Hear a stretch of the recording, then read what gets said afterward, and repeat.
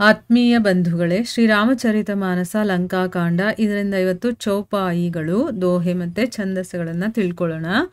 ಜಾನ್ಯೋ ಮನುಜ ಕರಿ ಧನುಜ ಕಾನನ ದಹನ ಪಾವಕ ಹರಿ ಸ್ವಯಂ ಜೇಹಿ ನಮತ್ ಶಿವ ಬ್ರಹ್ಮಾದಿ ಸುರ ಪಿಯ ಭಜೆಹು ನಹಿ ಕರುಣಾಮಯಂ ಆ ಜನ್ಮತೆ ಪರದ್ರೋಹ ರತ್ ಪಾಪೌ ಘಮಯ ತವ ತನು ಆಯಂ तुम्हो दियो निज धाम राम नमामि ब्रह्म निरामयम् अहह नाथ रघुनाथ सम कृपा सिंधु नहीं आन जोगी बृंद दुर्लभ गति तोहि दीन्हि भगवान मंदोदरी बचन सुनिकाना सुर मुनि सिद्ध सबन्हि सुख माना अज महेश नारद सनकादि जे मुनिबर परमारथ बादी भरी लोचन रघुपति निहारी प्रेम मगन सब भये सुखारी रुदन करत देखी सब नारी गयवु विभीषणो मन दुख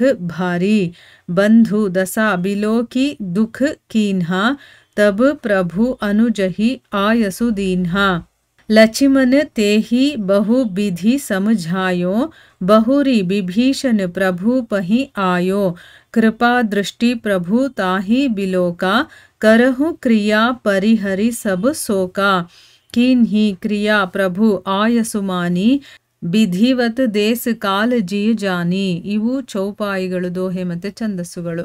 ಈಗ ಇದರ ಅರ್ಥವನ್ನು ತಿಳ್ಕೊಳ್ಳೋದಕ್ಕೆ ಪ್ರಯತ್ನ ಮಾಡೋಣ.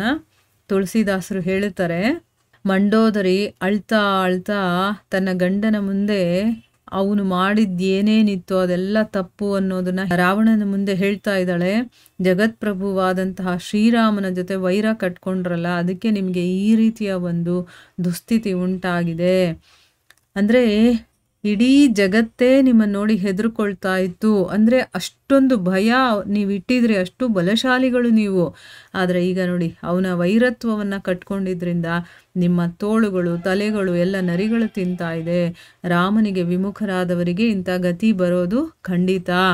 ನೀವು ಯಾರ ಮಾತಿಗೂ ಕೂಡ ಕಿವಿ ಕೊಡಲಿಲ್ಲ, ಅದೇ ನಿಮಗೆ ಈ ರೀತಿ ಆಗಿರೋದಕ್ಕೆ ಕಾರಣ. ಮತ್ತು ನೀವು ಆ ಶ್ರೀರಾಮಚಂದ್ರನನ್ನ ಬರೀ ಒಬ್ಬ ಮನುಷ್ಯ ಅಂತ ತಿಳ್ಕೊಂಡ್ರಲ್ಲ, ಅದು ನೀವು ಮಾಡಿರುವಂಥ ದೊಡ್ಡ ತಪ್ಪು.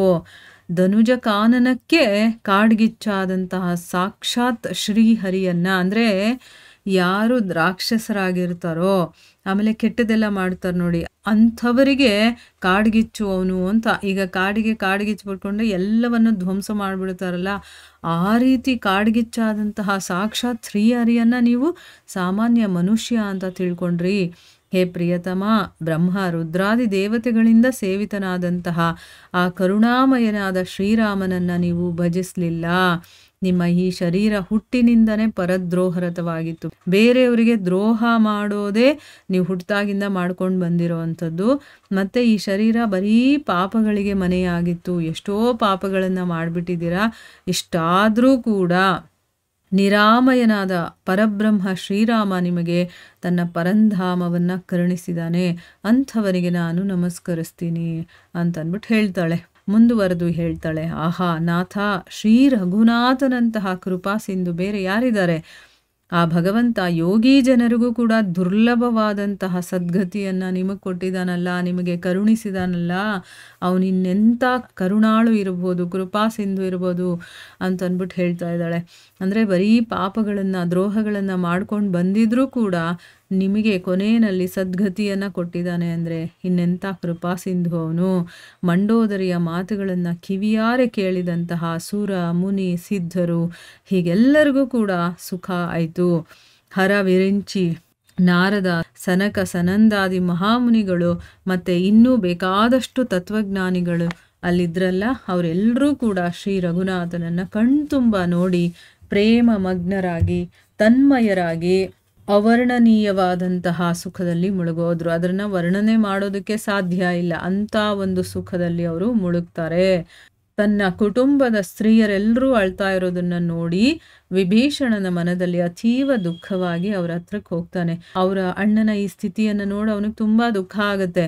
ಯಾಕಂದರೆ ಅವನು ಅಣ್ಣನನ್ನು ಪ್ರೀತಿಸ್ತಾ ಇದ್ದ, ತುಂಬಾ ಇಷ್ಟಪಡ್ತಾ ಇದ್ದ.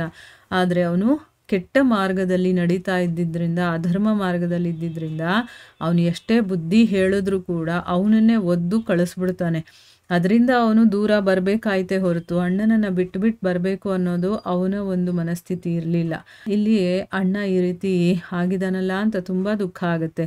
ಆಗ ಶ್ರೀರಾಮ ವಿಭೀಷಣನನ್ನು ಸಂತೈಸೋ ಹಾಗೆ, ಸಮಾಧಾನ ಮಾಡೋ ಹಾಗೆ ಲಕ್ಷ್ಮಣನಿಗೆ ಹೇಳ್ತಾನೆ. ಹಿಂದೆ ಡೈರೆಕ್ಟಾಗಿ ಹೇಳಲಿಲ್ಲ ಅವನು, ನೋಡಿ ಇಂಡೈರೆಕ್ಟಾಗಿ ಹೇಳ್ತಾನೆ. ಅಣ್ಣನ ಅಪ್ಪಣೆಯಂತೆ ಲಕ್ಷ್ಮಣ ವಿಭೀಷಣನನ್ನು ಪರಿಪರಿಯಾಗಿ ಸಂತೈಸಿ ಧೈರ್ಯ ತುಂಬ್ತಾನೆ. ಅಂದರೆ ನೀನು ಅವನಿಗೆ ಹೋಗಿ ಸಮಾಧಾನ ಮಾಡು ಅಂತ ಹೇಳ್ತಾನೆ. ಆಗ ಲಕ್ಷ್ಮಣ ಕೂಡ ವಿಭೀಷಣನನ್ನು ಒಳ್ಳೆ ರೀತಿಯಲ್ಲಿ ಅವನಿಗೆ ಸಮಾಧಾನ ಮಾಡಿ ಧೈರ್ಯ ತುಂಬ್ತಾನೆ. ಆಗ ವಿಭೀಷಣ ಪ್ರಭು ಶ್ರೀರಾಮನ ಹತ್ತಿರಕ್ಕೆ ವಾಪಸ್ ಬರ್ತಾನೆ. ಪ್ರಭು ಏನು ಮಾಡ್ತಾನೆ, ತನ್ನ ಕರುಣಪೂರಿತ ದೃಷ್ಟಿಯಿಂದ ಅವನನ್ನು ನೋಡಿ ಈ ರೀತಿ ಹೇಳ್ತಾನೆ, ನೋಡು, ಈಗ ಶೋಕವನ್ನು ಬಿಟ್ಟು ರಾವಣನ ಅಂತ್ಯಕ್ರಿಯೆಗಳನ್ನು ನೀನು ನೆರವೇರಿಸು. ಅಂದರೆ ಈಗ ಆಗೋಗಿದೆ, ಈಗ ನೀನು ಮುಂದಿನ ಕೆಲಸ ಏನಾಗಬೇಕೋ ಅದರ ಬಗ್ಗೆ ನೀನು ಗಮನ ಹರಿಸು. ಅಂದರೆ ರಾವಣನ ಅಂತ್ಯಕ್ರಿಯೆ ಎಲ್ಲ ನಡಿಬೇಕಲ್ಲ, ಅದರ ಕಡೆ ನೀನು ಗಮನ ಹರಿಸು ಅಂತ ಹೇಳ್ತಾರೆ. ಆಗ ಆ ಪ್ರಭುವಿನ ಆದೇಶವನ್ನು ಶಿರಸಾವಹಿಸಿ ದೇಶ ಕಾಲ ಪರಿಸ್ಥಿತಿಯನ್ನು ಗಮನಿಸಿ ವಿಭೀಷಣ ವಿಧಿಪೂರ್ವಕವಾಗಿ ರಾವಣನ ಉತ್ತರ ಕ್ರಿಯಾದಿಗಳನ್ನು ಮಾಡ್ತಾನೆ. ಈಗ ಆ ಒಂದು ಸಂದರ್ಭಕ್ಕೆ ಅಲ್ಲಿ ಯಾವ ರೀತಿ ಮಾಡಬಹುದು, ಈಗ ಅವರು ರಣಾಂಗಣದಲ್ಲಿದ್ದಾರಲ್ವಾ, ಸೊ ಅಲ್ಲಿ ಯಾವ ರೀತಿ ಅಂತ್ಯಕ್ರಿಯೆಯನ್ನೆಲ್ಲ ಮಾಡ್ಬೋದೋ ಆ ರೀತಿ ಅವನು ಎಲ್ಲವನ್ನು ಕೂಡ ವಿಧಿಪೂರ್ವಕವಾಗಿ ಮಾಡಿ ಮುಗಿಸ್ತಾನೆ. ಇಲ್ಲಿಗೆ ನಾವು ನಿಲ್ಲಿಸೋಣ. ಹರೇ ಕೃಷ್ಣ.